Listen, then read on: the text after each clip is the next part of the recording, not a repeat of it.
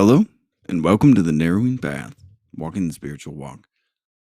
My name is Steve Van Eiderstein. Thank you all for joining me today as we go through and we do today's daily reading from James Allen's Daily Meditations. This will be fresh to you and fresh to me, meaning that this will be my first time hearing it or reading it right here on this podcast with y'all, so you'll get my genuine response, reactions, observations, and what I relate to about the reading. I'm very excited to see how October finishes up. Been a powerful month. I don't foresee why it would change these last couple days, that's for sure. So, let's get right to it. This is October 29th reading from James Allen's Daily Meditations.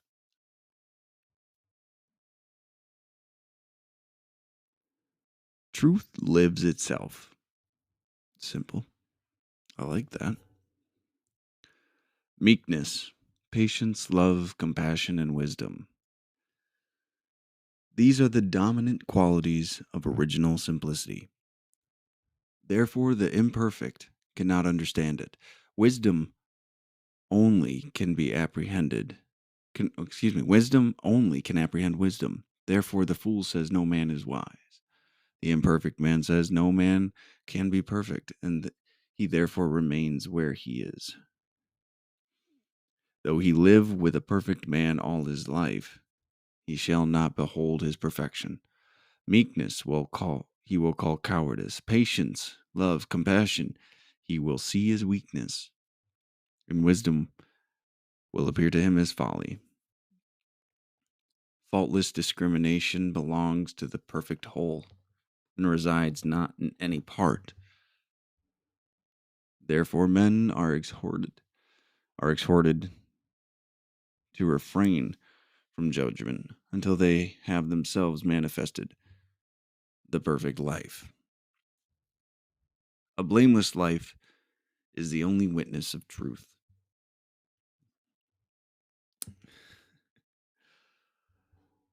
Why am I laughing? I'm laughing because I feel like it's just calling people out. My first impression of this is just like the imperfect man says no one can be perfect. Just so you don't have to try to strive for it. Like, that's what I'm getting out of this. Don't be loving, patient, compassionate, whatever, because that's weakness. These are I feel like he's listing I believe he's listing the common cop-outs, as we'd call them today, or the common phrases people would say when they don't want to do the work. I guess that's why I'm laughing, is because I've heard these. I've heard every single one of them. I think I've even said them, to be honest. Exhort. I'm going to look up the meaning for exhort.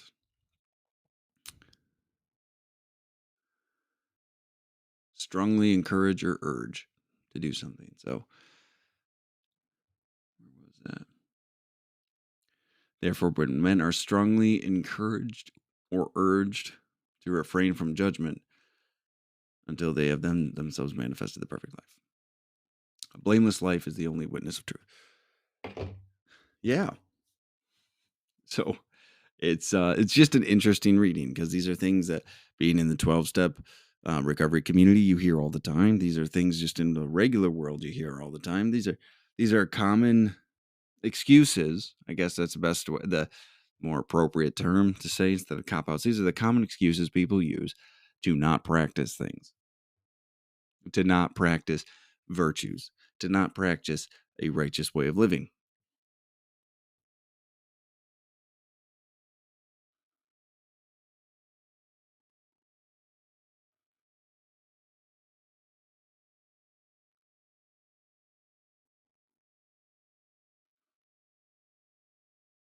Just think about that. What excuses do you use? It's a good question to ask, isn't it? Where does this apply for you? All right, let's go through this. Truth lives itself. What an interesting statement. I might have to come back to that, because My interpretation of that now, after reading the rest of this, these three words it opens with is they're very powerful words. Truth lives itself, meaning we practice it and it manifests, right? Wisdom, love, patience, compassion, truth manifests through those things, right? So it's truth lives itself. Truth will show up where it is practiced. It's interesting. Truth lives itself. I wonder what this is from. All right, here we go. Meekness, patience, love, compassion, and wisdom. Great principles for people to have. These are dominant qualities of original simplicity. Original simplicity, by the way, is capitalized along with the meekness, patience, love, compassion, and wisdom, which usually means these are attributed to a power greater than yourself, a god, deity, a figure, energy, the flow of the universe, Tao. You might even call this the um, way of Tao, honestly. So it's a way to flow with the world instead of resisting the world. So this actually aligns with that understanding and those principles. So meekness, patience, love, compassion, and wisdom. All about kindness, ego reduction, love and compassion for other human being, wisdom to see past the immediate gratification of this material world into this spiritual fulfillment and contentment provided by righteous living. These are the dominant qualities of original simplicity. I mean, that's how it is.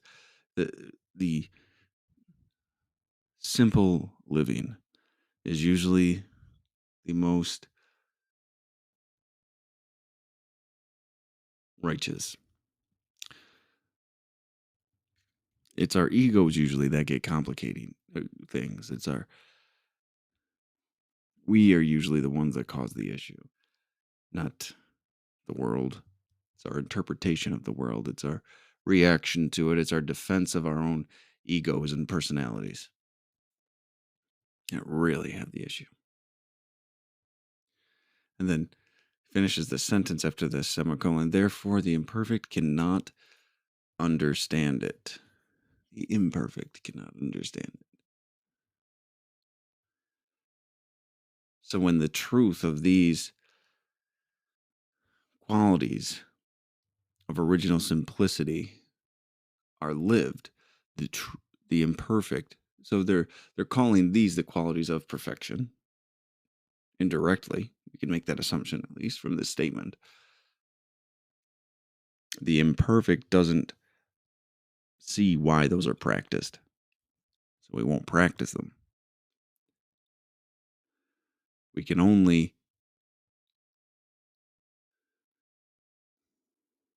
the imperfect cannot understand it. It doesn't make sense to us. The imperfect that haven't began to practice these things, because it's until it's practiced and it's lived, you can't experience it or understand why it's got that value. Intellectually, you can try to make it make sense, but it really doesn't resonate until you do actually live this way of life. Wisdom can wisdom only can excuse me. Wisdom only can apprehend wisdom. I'm sorry. Stumbling on words today. Therefore the fool says no man is wise. If you're not wise, wisdom looks foolish. Doesn't it? That's been my experience. Why would they do that? It doesn't make any sense. Can't they see this is happening? Blah blah blah. But the wise, I could never see what was wise. I could never see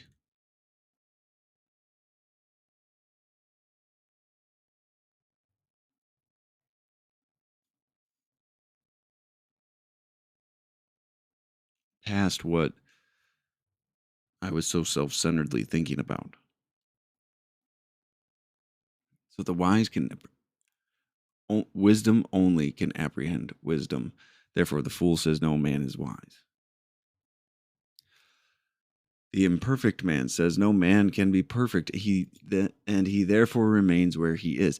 That one, that's the one there I felt like was calling out a bunch of people. Ah, can't be perfect. Blah blah blah.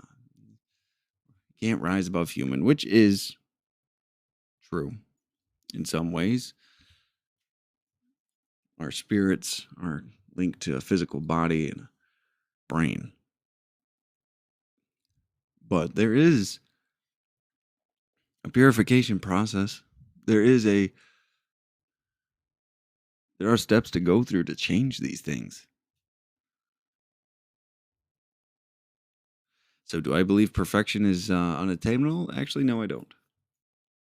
And we're not talking about a perfect life on the external perception of things,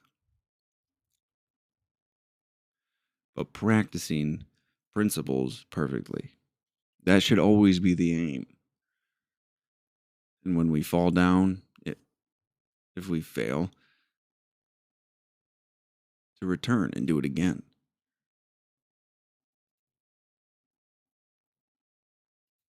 That, I believe, is just a cop out.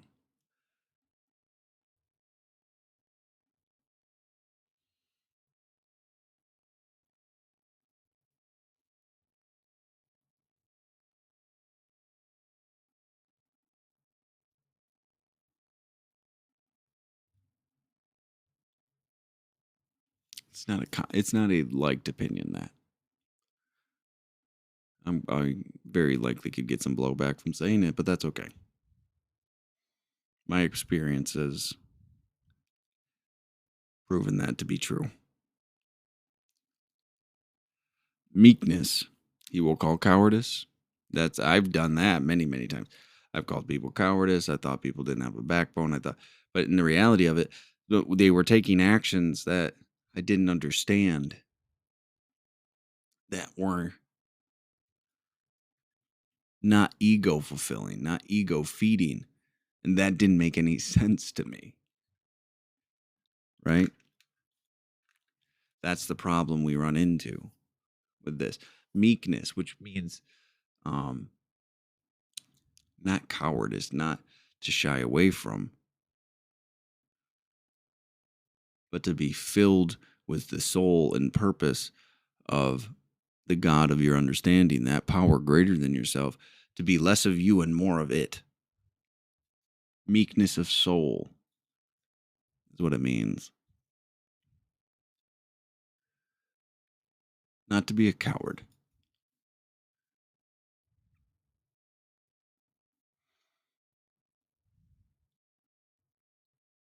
Patience, love, compassion, he will see as weakness. Absolutely. I've done this one too. People who forgive, people who love still, who can place themselves in other people's shoes that I couldn't at the time. Who could see someone as a sick person rather than a evil person. I couldn't do that for a very long time. Thank God that I can do that now, because it saves me a whole lot of resentment and allows me to actually help somebody.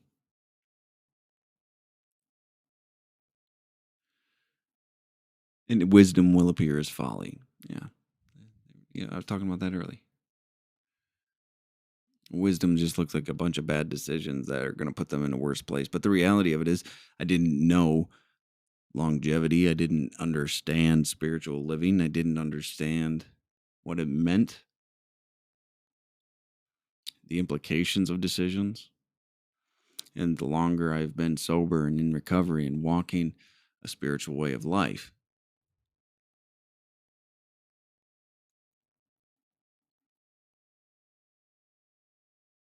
I begin to understand this a little bit more, which I guess is means I'm getting a little bit of wisdom in my life, which I'm very grateful for, and I'm excited to walk this path. Faultless discrimination belongs to the perfect whole and resides not in any part. So, discrimination we found is observation so a good judgment can be made, not the racially charged word we use so much today, but faultless discrimination. So, just pure objective observation belongs to the perfect whole and resides not in any part. Therefore, men are exhorted to refrain from judgment until they have themselves manifested the perfect life.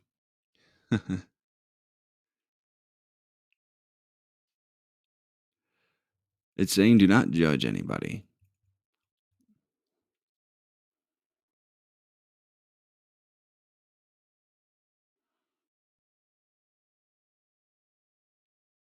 Look internally, work on yourself, achieve these things before you really start going around telling other people what's good, what's bad, what they should and shouldn't be doing.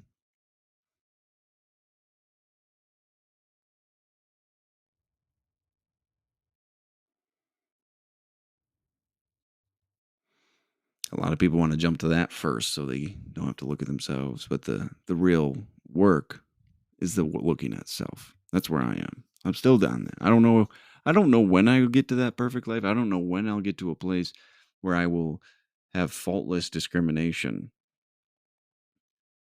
But I hope one day. I hope I will one day be able to see absolutely everybody through the eye and lens of compassion and love, and be able to see as just objective observation of an individual with no judgment or condemnation.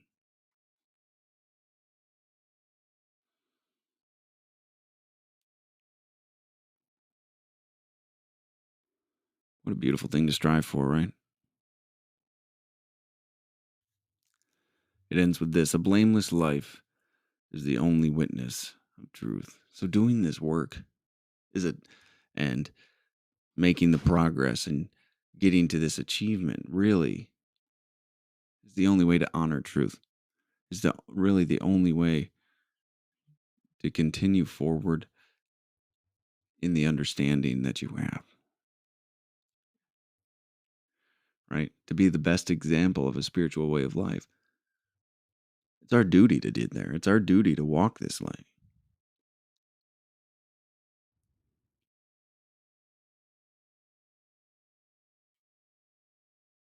So, all right. Well, that brings us to the end of the reading today. Thank y'all for joining me. It was just a great reading. Loved this one. Very, very powerful one. Meekness, patience, love, compassion, and wisdom, guys. Let's aim for those tomorrow. And we will go from there. So, looking forward to the 30th. Until next time. Thanks.